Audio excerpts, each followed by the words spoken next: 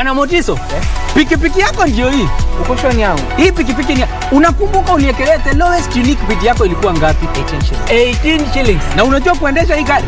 Kidogo. Haya, kitoko yako shika helmet, kifungu yako, chomoka na mali yako. Kujiunga na QuickBid ni rahisi. Enda kwenye M-Pesa, bonyeza paybill kisha weka business number 4032353. Kwenye account weka kodi ya bidhaa unayotaka na bid yako ya chini zaidi. Kwa mfano TV 16. Kisha weka shilingi 20 tu kama idadi yako. Weka bid yako pia kwenye www.quickbid.co.ke. Kumbuka, bid ya chini zaidi ya kipekee ndio hununua. QuickBid, bidhaa bora kwa bei ya chini.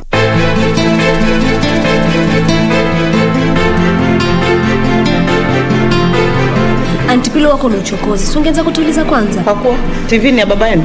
Boss wangu ni yule anayemlipa mshahara baba Upo. Nakupa dakika moja. Usipofika naenda. Mambo mengine ataka mpangilio, sio kupayuka ovyo. Hebu waunguza huko wewe. Lakini Kate, alafu kuwa makini sana ule mke wako. La usivyo itakugharimu. Kunguru mkubwa wewe. Nani kunguru? Wewe. Waendelea nini hapa?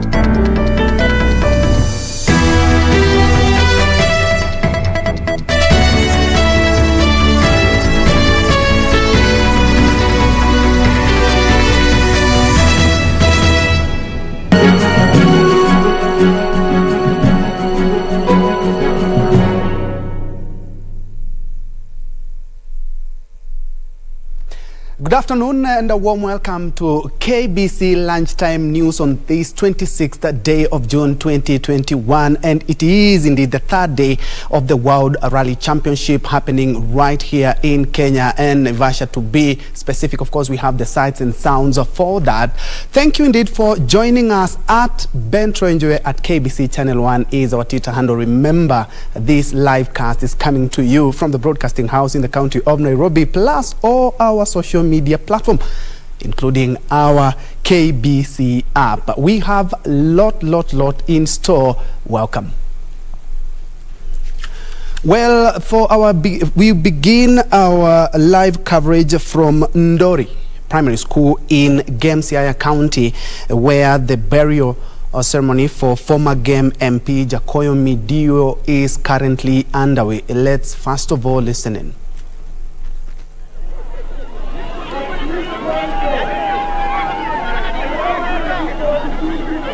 Wycliffe, if you can hear me, kindly, what is the latest? What is happening? Give us a feel of the ceremony, kindly. Well, a very good afternoon to you, Njue. I believe you are having a good afternoon back in in Nairobi. While here it is not a very good one because bearing where we are right now, we are at Ndori Primary School here in Goim constituency, that is in Siaya County, where underway is the funeral ceremony for the late Jakoyo Midio, that is the late legislator for this particular constituency, who passed on the 14th of June this year. And currently, as I can point to my left, there is ongoing is the funeral service, and I've just seen a host of leaders both at the county level and the national level. Being that Jakoyo Midio was a politician, as expectedly you could expect leaders, visitors, or even mourners from the political class. And from what I've observed so far, we got here by around 8 a.m. and from what I've observed, there are so many leaders that have come to condole with the family in this difficult time. I have seen the ODM leader Raila Odinga together with the ODM brigade here. They're just a host of other leaders from the political class, those legislators with whom Washington Jakoyo Midio was served during his tenure as the Member of Parliament for Game constituency, a position that he held right from 2002 all the way to 2017. That is 3 terms in totality. The body arrived at his home at around 10:30. His home is not very far from here. It's just less than a kilometer from here. And being that, considering the protocols that the Ministry of Health put in place, prescribed for funerals, actually, the funeral service was moved from his homestead to Ndori Primary School for social distancing aspects. But from what you can see, if I point to my right here, you can see a lot of people just lining up, the residents' constituents here lining up, maybe to get the taste or even to mourn with the family during this difficult time. Actually, this was meant to be a family and probably a few guests or even mourners from the political class. But then it got to a point when the residents here overpowered the security personnel who were manning this compound, who were manning the gate and everywhere, and they forced their way in. But that then, as you can see, they are still far away. If you can spot people wearing the security details were donned in black t-shirts, those are some of the people ensuring that the residents here do not interfere with the program as it has been planned here. Again, something that is manifesting here clearly is the issue of COVID-19 protocols. They're not being observed, actually. Okay. But then again, we'll be here, Njue, to witness every detail as it comes, as it develops, and we'll package this in our subsequent bulletin, Njue. My name is Wycliffe Fokech, and of course this is KBC, and we are inviting our viewers to keep it here for every detail that emerges from this ceremony. Ben. Indeed, thank you so much, Wycliffe Fokech, live from Ndori Primary School in Gamsiaya County, where, of course, the burial ceremony for the former Game MP, Jakoyo Midiwo, is currently underway. Of course, he has talked about security being beefed up, but something that he has observed, and of course you have seen, is that the protocols, the COVID-19 protocols, are not being observed. Of course, he will be coming back with a more comprehensive report in our subsequent bulletin. Well, moving on, the East Africa community has launched a verification mission to absorb the Democratic Republic of Congo into the regional intergovernmental organization. EAC Secretary General Dr. Peter Maduki says that the community's technical team is in Kinshasa to engage their DRC counterparts for a week to ensure the verification exercise is complete in readiness for presentation to the Council of Ministers, who would later table it before the EAC Head of State Summit for consideration. DRC had expressed interest in joining the EAC. It would be the 7th country to join EAC after Burundi, Kenya, Rwanda, South Sudan, Tanzania, and Uganda.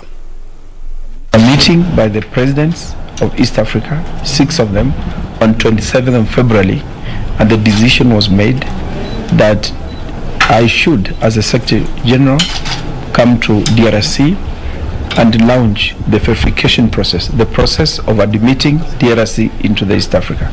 So today the President has officiated this launch, and there is a technical team in Kinshasa sitting with the DRC team to make sure that the process is finished within 8 days. After 8 days, we will do a report and take it to the presidents of East Africa. They will consider the report, after which they decide the admission of DRC into East African community. So this will make the East African community get the 7th member, DRC. And you know DRC is neighboring South Sudan, Uganda, Rwanda, Burundi, and Tanzania. It neighbors 5 countries of East Africa. So DRC is an important country when it joins the East African community, and it is a big good relationship between DRC and other members of East Africa. So President Uhuru Kenyatta has sent a message of condolence to the family, relatives, and friends of Mama Dorcas Pedelai Ntimama, who passed on last night at a Nairobi hospital. Mama Dorcas was wife to the late Cabinet Minister William Ole Ntimama. In his message of comfort and encouragement, President Kenyatta described the late Mama Dorcas Ntimama as a gracious woman who worked tirelessly for the well-being of the society. The president said Mama Dorcas always built strong bonds of friendship which ensured harmony and peace in her community. ODM leader Raila Odinga eulogized Mama Dorcas Ntimama as a woman who championed Ma culture and promoted education of girls. Elsewhere, Narok East MP Ken Kiloku has described the late Mama Dorcas Ntimama as a Ma community pillar who made immense contribution to the welfare of the nation. Work in this county and especially in Narok North where we were carved from. And on behalf of my family, I would wish to say poleni sana. Mujitie moyo. Kwa sababu juzi tu mzee alienda and today morning nimesikia Mama Dorcas Ntimama ameenda. So tunasema tu poleni sana. Mungu atawatia moyo watoto wake na vijukuu yake. Tunasema pole.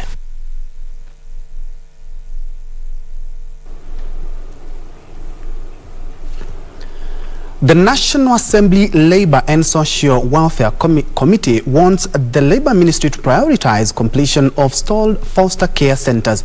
Speaking during inspection of Joska Foster Care Centre, committee chairman Kabinga Washira said speedy completion of the children home will restore dignity to children who are currently enduring congestion at the Mamangina Care Centre.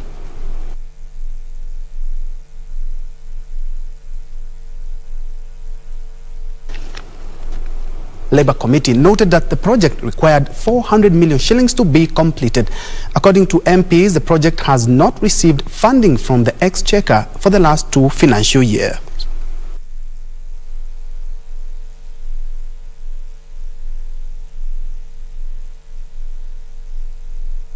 In this pandemic era, we move our children from the small facilities that are being held, like we have the Mama Ngina facility in South Sea, which is congested. We would want to move those children to this kind of a facility. And as you can see, this is a very friendly facility. Let's now shift focus to some politics now, where Budalangi Member of Parliament Raphael Wanjala has poured cold water on proposals to revive the National Super Alliance. Wanjala says instead NASA principals should rally behind former Prime Minister Raila Odinga in next year's general election. Budalangi Member of Parliament Raphael Wanjala says Orange Democratic Movement leader Raila Odinga is not to blame for the outcome of the last general election, and NASA principal have an opportunity to make things right in 2022. Kwa hivyo saa hii watu bado wana believe kwa maono ya Mheshimiwa Raila Amolo Odinga, na hawa ndugu zetu tunaomba bado tunataka tutembee pamoja. Raila akipata wote watakuwa wamepata. This as the push to have a political party for Mount Kenya East region continues, with former Embu Senator Lenny Kivuti saying they will form a coalition with like-minded people and parties. Mount Kenya East lazima tutafute basi ingine, hata kama ni SGR au ni nini, chama yetu ya pande hii ya mlima, na hiyo chama tutaungana na ile chama, tutaona inaweza kuwa na serikali.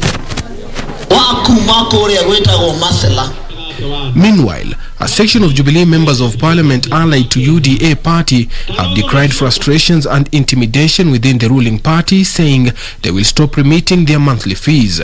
Na hawajawahi ita mikutano. The only meetings that are called by the Jubilee party is the meetings to discipline other members, to expel other members.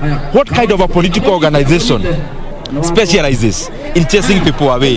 A serious political formation spends their resources in bringing people together, in winning other supporters. Hakuna organ hata moja ya chama inakutana. Chama kazi yake ni kufukuza watu, na hizo pesa zetu ndio walikuwa wanatumia kama allowance ya kupea wale wenye kufukuza watu kwa chama. Nikaona pesa yangu hawezi tumika kupatia watu allowance kukutana kufukuza watu kwa chama. Tutaendelea bila shaka kumbuka kwamba tutaondoka Jubilee mwaka wa 2022. Elsewhere, the National Council of Churches is proposing the constitutional amendment process be postponed until the 2022 general election, regardless of the Court of Appeal's decision. The call comes 2 days after Court of Appeal President Justice Daniel Musinga constituted a 7-judge bench to commence hearing the matter from Tuesday next week. It is essential that the constitution amendment process is postponed until after the 2022 general election. We further point out that under no circumstances should the elections be postponed. The constitutionally set calendar should be followed for the elections. Suleiman Yeri, Lunchtime News. Moving on, government spokesperson Cyrus Oguna now says the government is determined to achieve its development projects, including affordable housing, which is entailed in its Big Four agenda. Speaking in Mombasa when he toured the Buxton housing project, Oguna said the government is working to reduce the cost of housing by 60%.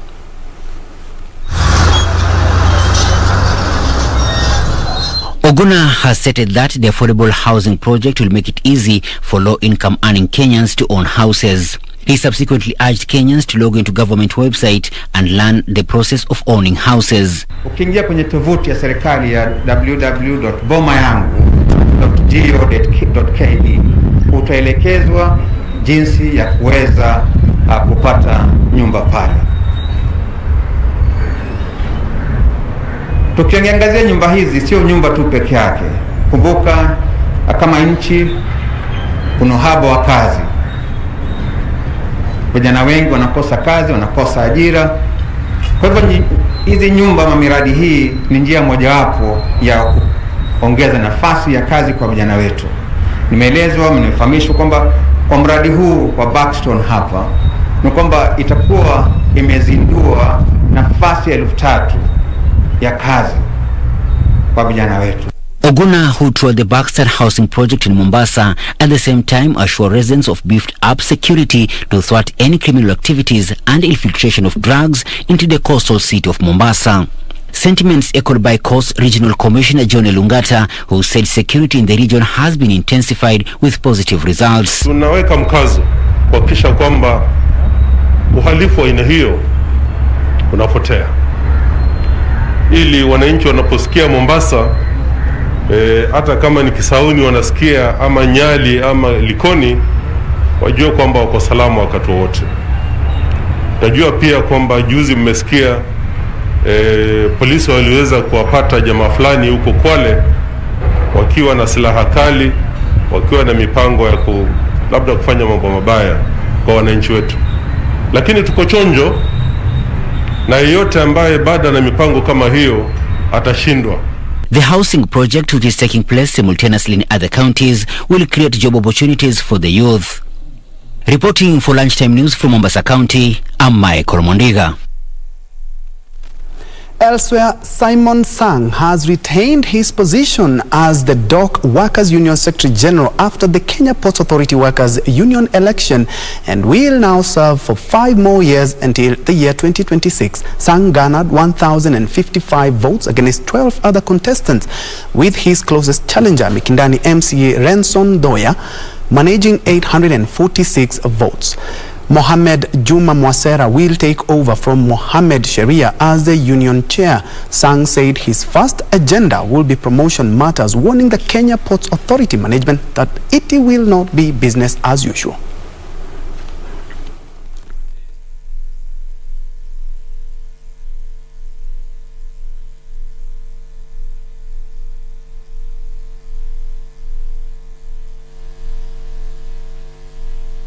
I want to inform management that this time it will not be business as usual. Basic issues that we are going to start with immediately after registration is the issue of promotions. And we have said all pending promotion must be dispensed with within 3 weeks upon registration of the union officials, and the promotions must be effective from the time one was nominated to act on that position.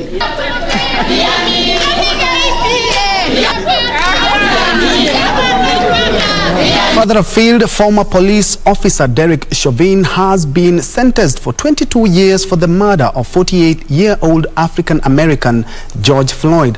Judge Peter Cahill of Minnesota, USA, said Chauvin's sentence was based on abuse of a position of trust and authority and also the particular cruelty shown to Floyd. In April, Chauvin was found guilty of charges of second-degree murder, third-degree murder, and manslaughter. Floyd died after Chauvin knelt on his neck for 9 minutes. His death caused global protest against racism and police brutality. Chauvin and 3 other former police officers are separately charged with violating Floyd's civil rights. The former police officer has been held in solitary confinement since he was found guilty in April. The court commits you to the custody of the Commissioner of Corrections for a period of 270 months. That's 270. That is a 10-year addition to the presumptive sentence of 150 months. This is based on your abuse of a position of trust and authority, and also the particular cruelty shown to George Floyd. You are granted credit for 199 days already served. Pay the mandatory surcharge of $78 to be paid from prison wages. You're prohibited from possessing firearms, ammunition, or explosives for the remainder of your life. Provide a DNA sample as required by law. Register as a predatory offender as required by law. And then you will receive a copy of the order and also the attached memorandum explaining the court's analysis.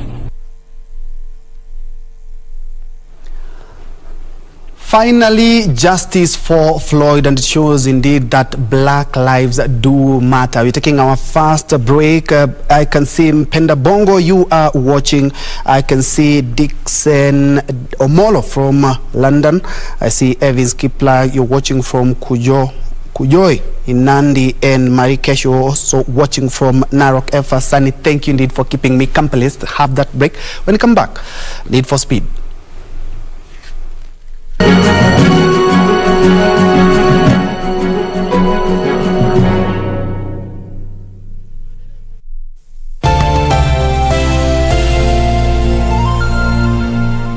Malaria ni ugonjwa hatari sana unaoua watu wengi hapa Kenya. Japo kuko na corona, hatari ya malaria bado iko. Mtoto huyu alikuwa na joto jingi, kutetemeka, kuumwa na viungo na uchovu. Alikimbizwa hospitali ya umma ambako sheria za COVID-19 huzingatiwa na ni salama kwa shughuli ya upimaji. Vipimo vilionyesha kuwa ana malaria, na papo hapo daktari akampa dawa za malaria na kumshauri azimalize, na ili kujikinga wawe wakilala ndani ya neti iliyotibiwa. Malaria husambazwa na mbu. Walio hatarini ni watoto wa chini ya miaka 5 na akina mama wajawazito. Kupimwa na kutibiwa ni bure katika hospitali zote za umma.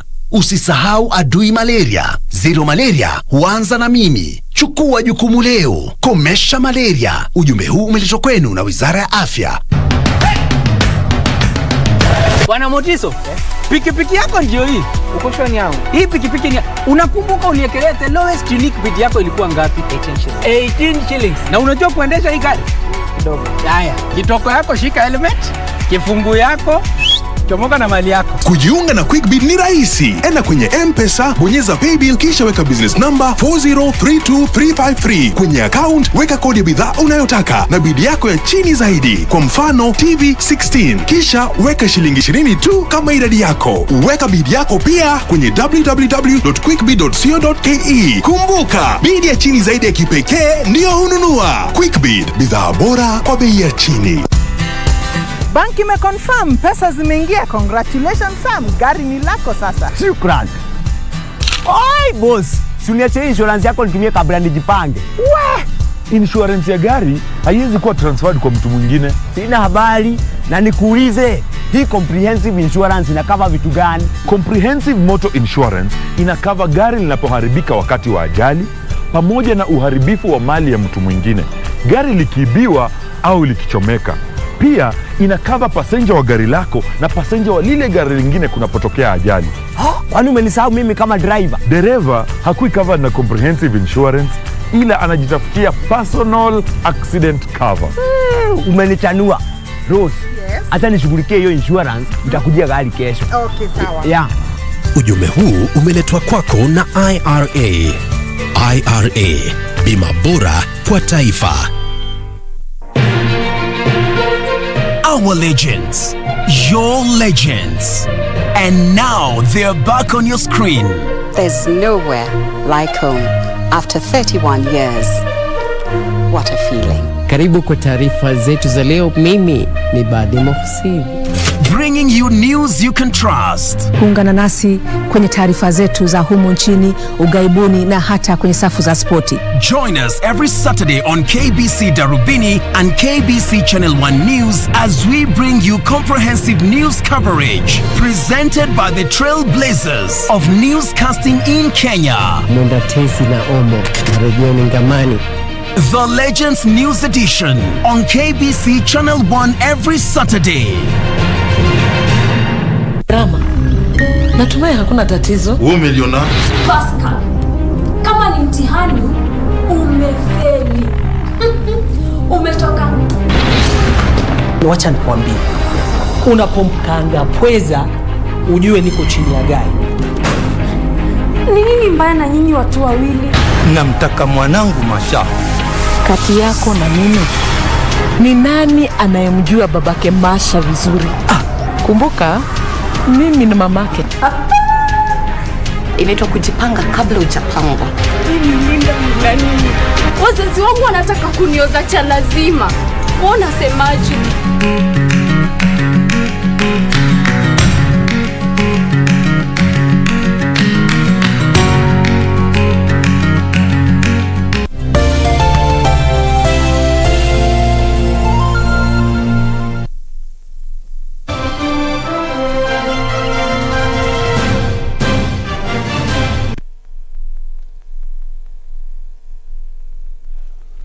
Welcome back, and in sports, the Euro 2020 enters the last 16 stage tonight, with 2 matches being played in the Netherlands and England. Wales will face Denmark in Netherlands, while Italy will face Austria in England.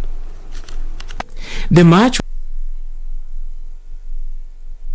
Indeed, that's all the time we had for KBC Lunchtime News. More news, of course, coming in our subsequent bulletin. And talking of our subsequent bulletin, remember, being a Saturday, is the first edition of the Legends Edition at 7 p.m. Tune in. Badi Mohsin will be right here. And at 9 p.m., the ever-young Catherine Kasavuli will be making her debut back after 31 years. That is something that you do not want to miss. Of course, a couple of minutes, the launch of the Kenya Maritime Fisheries and Socio-Economic Development Project in Mombasa by the head of state, of course, accompanied by Agriculture, CS, among other hosts of dignitaries. My name is Ben Troy Njue. Lucy Maura has been our sign language interpreter for this afternoon. And remember, speak in a way that many people will want to listen to you, and listen in a way that many people will want to talk to you.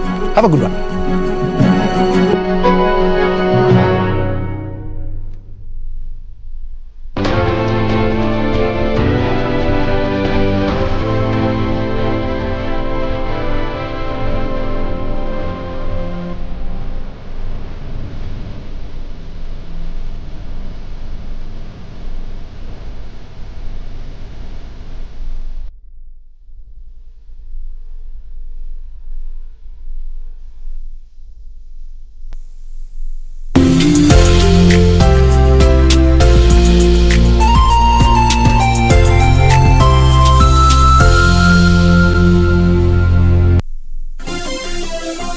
Vera Beauty College. Vera Beauty and Fashion College, with branches in Nairobi, Eldoret, Thika and Meru.